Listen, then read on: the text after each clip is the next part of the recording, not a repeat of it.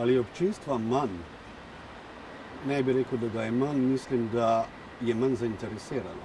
To sta dve različni reči. Pri teh rečeh se vedno pozablja na to, da so časi danes vendarle drugačni. Če pogledamo ljubljanski jazz festival v 80. in začetku 90. let, je bil to ob še nekaterih, pravzaprav ena redkih mednarodnih prireditev in gostote prireditev glasbenih in zraven tudi jazzovskih seveda še zdaleč ni bila takšna, kot je danes. Tako da je to težko primerjati. Vprašanje o animaciji občinstva je pa bolj intrigantno in gre seveda po svoje na rovaš prireditelja jazz festivala in jazzovskih koncertov, ker menim, da prireditelj jazz festivala v Ljubljani, torej Cankarjev dom, še zdaleč ni naredil vsega, kar je bilo treba za animacijo občinstva, vendar pri tem ni osamljen. Medijska krajina je precej sfižena. Jazz načeloma velja za muziko, ki je glasba za kuliso, torej za prijetno druženje, morda o pijači. Festivalsko druženje, kot ga razumejo starejša generacija poslušalcev, je pravzaprav druženje v predvedu križank, ne pa intenzivnejše poslušanje, in tukaj mislim, da je Ljubljana v marsičem izgubila recimo svoj poslušalski naboj in določeno radovednost.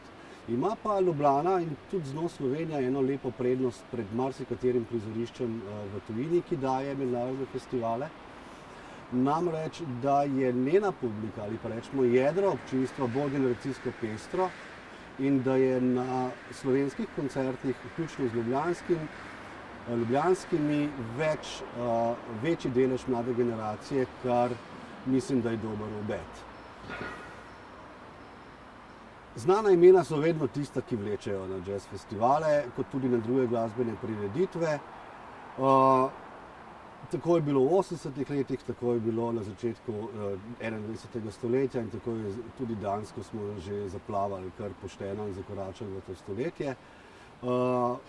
Ključna reč, ki zame tu pravzaprav pomembna je, ali je naše domače občinstvo dovolj radovedno, zvedavo. Ali dejansko iz jazza in recimo nekega elementa, ki je tako značilen zanj, kot je improvizacija, nepredvidljivost, krhko ravnovesje med posameznikom in kolektivom, ali zna to ceniti, zna to sproti pravzaprav ovrednotiti in se v takšne socialne situacije, kot jih glasbeniki uprizarjajo, vživljati.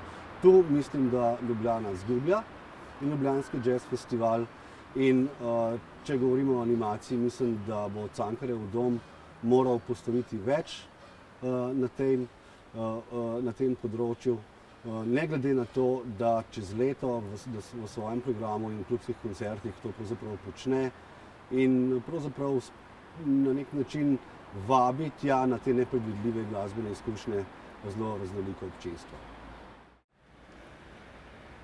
Festival kot oblika koncentrirane glasbene ponudbe na enem prostoru in seveda koncentrirane publike je ena izmed zdajšnjih oblik, kako kraj pravzaprav sebe postavi na zemljevid ali pa poskuša iz svojih krajanov in pa obiskovalcev nekaj narediti, skratka poživiti mesto. Če je to zgolj edina funkcija festivala, potem v njem ne vidim smisla. Je pa res, da je bohotenje jazz festivalov en zanimiv fenomen, ki ga redno spremljamo to dogajanje zadnjih 30 let, sledimo tudi drugod.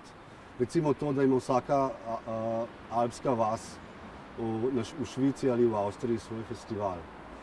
Slovenija tu ni izjema, še Hrvaška ni več, ki to veže na turistično ponudbo, vendar mislim, da je to premalo. Pozitivno je edino to, da morda krajani se srečajo z malo raznoliko publiko, z drugačno glasbeno kulturo, česa več pa na dolgi rok to ne prinaša, razen če tega ne zastaviš tako, kot je to zastavil recimo Jazz Cerkno, ki je začel zlagoma zložno, s postopnimi koraki, vse boljšo programsko politiko in pravzaprav ves čas upošteval tako lokalni milje kot širši slovenski, hkrati sproti filtriral, bi rekel, dobre zglede iz tujine in slabe prakse iz tujine, kar velja tudi za domačo sceno. Je pa res, da festival ali določeno prireditev ponavadi naredi zainteresirana skupina 2, 3, mogoče več posameznikov, ki bi radi v svoj kraj kaj prinesli. In če je to recimo eden izmed povodov, naj bo, ker ponavadi saj prispeva k eni zgibanki in prispeva k temu, da lokalno dolgočasje vsaj za en dan prerase v nekaj več. Sam v New York hodim zaradi drugih razlogov kot strogo glasbeno-žurnalističnih, skratka, tja na New York me bolj vežejo raziskovalni motivi, lahko pa v zvezi s tem nekaj rečem. Za začetek bi rekel to, da jaz New Yorka ne bi rad v Ljubljani in Sloveniji. Ne bi rad tistega New Yorka, v katerem glasbeniki bijejo težko tekmo za preživetje, skratka poklicni glasbeniki. Ne bi rad tistega New Yorka, v katerem glasbeniki niso plačani za svoje špile. Ne bi rad tistega New Yorka, kjer glasbeniki ne vejo, ali bodo naslednji dan vrgli iz stanovanja, za katerega ne morejo plačevati najemnine.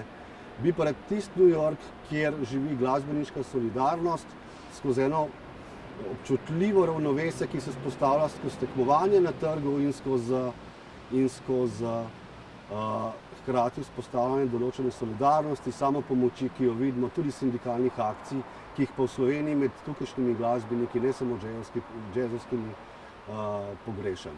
Če bi pa to vprašanje razumel kot kaj bi si želel iz New Yorka trenutno, torej od newyorških glasbenikov videti v Sloveniji oziroma na naših odrih, imam pa mogoče 3 želje ali pa sugestije. En bi bil krasen intimen duet Mary Halvorson, kitaristke in violistke Jessica Pavone. Drugi bi bil recimo 14-dnevni workshop Adama Rudolfa, skladatelja, vodja Go Organic Orchestra, ki bi lahko prišel sem to delati z lokalnimi glasbeniki, kar počne v Italiji, torej v Sredozemlju in v New Yorku že leta in leta. In morda tretja, ki bi prinesla dobro črnsko godbo spet na naše odre, je pa trio Harriet Tubman, ki ga je skupaj spravil bobnar J.T. Lewis.